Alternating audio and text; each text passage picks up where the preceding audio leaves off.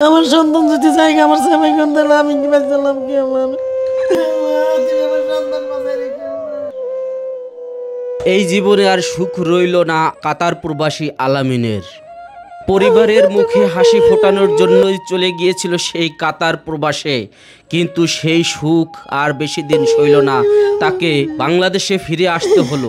একজন রেমিটেন্স যোদ্ধার এমন পরিস্থিতি দেখে চোখে পানি চলে আসবে আপনারও। কাতার প্রবাসে যাওয়ার পর তার সাথে এমন কি ঘটনা ঘটলো, দর্শক সম্পূর্ণ রয়েছে আজকের এই ভিডিওতে।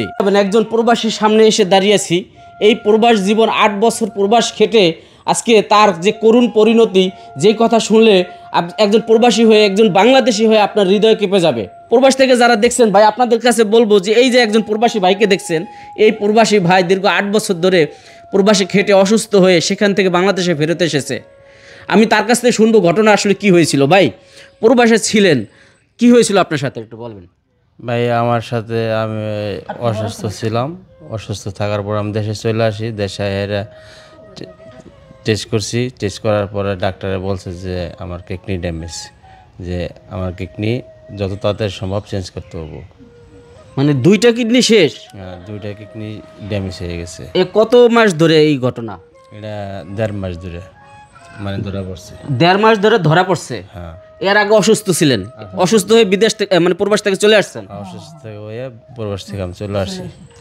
এই চিকিৎসা করাইছেন কোথায়? চিকিৎসা করছি ঢাকার শ্যামলী।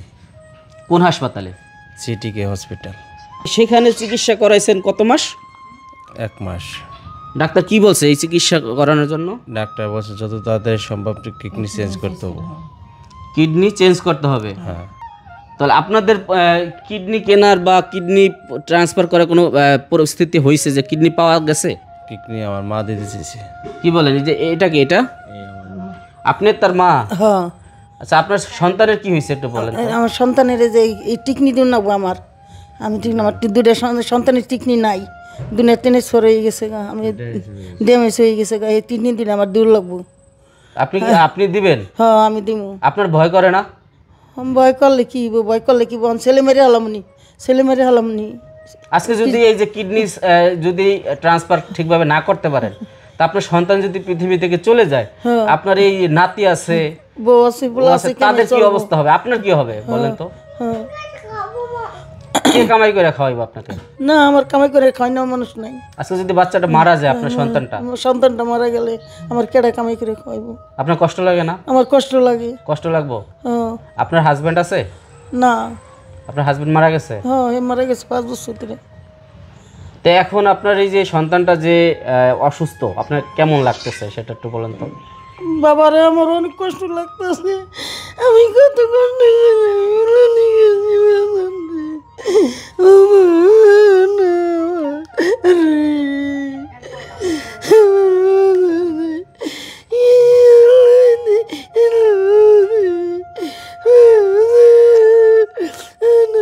প্রিয় দর্শক, আপনারা দেখতে পাচ্ছেন যে একজন মা, সে কান্না করতেছে যে তার সন্তানের জন্য। যখন এই কিডনি এই যে 2টা চলে গেছে, সে তার সন্তানকে বাঁচানোর জন্য তার কিডনি দিতে রাজি হয়েছে। এই সমাজে আসলে এই যে বৃদ্ধ বয়সে তার কিডনি দিয়ে তার সন্তানকে বাঁচাতে চাচ্ছে। প্রিয় দর্শক, এই যে আপনি যে কিডনি দিতে চাচ্ছেন, আপনি কি জানেন কিডনি দিলে আপনি বেঁচে থাকবেন? না, বেঁচলাম মরে যাবো, আমার পোলা বেঁচে থাকি, আমার বাঁচন লাগবো না, আমার বাঁচন কিডনি আমার বেঁচে লাভ নাই। আমার সন্তান যদি জায়গা আমার সেবাই করতে আমি কি বেঁচলাম কি আমার বাঁচন লাগবো না। তো যে আপনার মা কিডনি দিতে চাচ্ছে, আসলে এই জিনিসটা যে আজকে আপনার সাথে ঘটবে, এই জিনিসটা কখনো কল্পনা করেছিলেন প্রবাসে যখন ছিলেন? জি না, কখনো এগুলো ভাবিও নেই যে আল্লাহ আমার ভিতরে এত বড় একটা রোগ দিয়ে দিবে।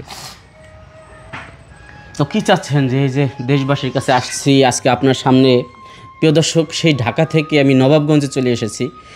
তাদের এই অবস্থার কথা শুনে তো আপনাদের সামনে আমি উপস্থাপন করলাম তাদেরকে, যে আপনারা প্রবাস থেকে দেশ বিদেশ বিভিন্ন জায়গা থেকে অনেকে অনেক সময় অসুস্থ মানুষকে সাহায্য করেন। আজকে আমি এক প্রবাসী ভাইয়ের যে রেমিটেন্স যোদ্ধা, 8 বছর রেমিটেন্স পাঠাইছে বাংলাদেশে, আজকে তারই এই অবস্থা। এরকম হাজার হাজার প্রবাসী রয়েছে, তারা অনেকেই এই প্রবাসে মৃত্যুবরণ করে, তাদের লাশটা পর্যন্ত আনতে কষ্ট হয়ে যায় একটা সময়। আজকে ভাই ভাগ্যবশত সে বাংলাদেশে আসতে পেরেছে, আজকে তাকে যদি একটু সুস্থ করা যেত আপনাদের সহযোগিতায়, তাহলে অবশ্যই তাদের এই পরিবারটা একদম সুখী হতো। আপনি আপনার যারা প্রবাসী ভাইরা রয়েছে, প্রবাসে ছিলেন, কোথায় ছিলেন প্রবাসে? আমি কাতার ছিলাম। কাতারে। জি। এই কাতারে অনেক ভাই ব্রাদার রয়েছে আপনার পরিচিত, বা যারা প্রবাসে থাকে, তাদের উদ্দেশ্যে আপনি কি বলতে চান? তাদের উদ্দেশ্যে বলতে চাই যে সবাই মিলে আমার একটু সাহায্য করেন, কারণ এখন আমার ওই চলার মতো কোনো সামর্থ্য নাই, যার কারণে আমি মিডিয়ার সামনে আসা হয়েছে। সবাই আমার একটু হেল্প করেন, বাস। আমি একটু বাঁচতে চাই আমার ছেলের জন্য, আমার মা বাবার জন্য। সবাই আমার মা বাবার জন্য দোয়া করবেন, আমার জন্য দোয়া করবেন। তো আপনি কি দেশবাসীকে কিছু বলবেন? আমার আমি সাহায্য করেন মানুষ নাই বাজান। এখন যারা এই যে আপনার ভিডিওটা দেখছে, তাদেরকে কাছে কোনো টাকা পয়সা চান যে আপনার হ্যাঁ সন্তানকে? চাই, আমার সন্তানের নিয়ে চাই, আমার সন্তানটা আপনারা সাহায্য করেন। প্রিয় দর্শক, এ হচ্ছে জীবনেও আজকে যেই ঘটনাটা ঘটছে তার সন্তানের জন্য অসুস্থ থাকার কারণে আজকে এই সোশ্যাল মিডিয়াতে আসছে। এরকম হাজার হাজার পরিবার আছে যারা মানে লজ্জা শরমের কারণে মানুষের কাছে 2 টাকা হাত পাতে না, সাহায্য চায় না। এরা আজকে কোথায় যাবে? তাদের তো এরকম হওয়ার কথা ছিল না। তার একটা সুখী পরিবার ছিল, যারা প্রবাস থেকে টাকা পাঠাতো, সেই টাকা পয়সা দিয়ে মা, সন্তান, ভাই বোনদের লালন পালন করত। আজকে তাদের সেই সুখের স্বপ্নটা চলে যাচ্ছে।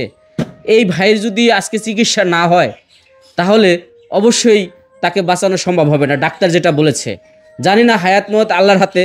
আর আপনারা যদি সাহায্য করেন তাদের এই কিডনি ট্রান্সফার করতে, যেহেতু মা, এই মা তাকে, তার সন্তানকে কিডনি দিয়ে বাঁচাতে চাচ্ছে।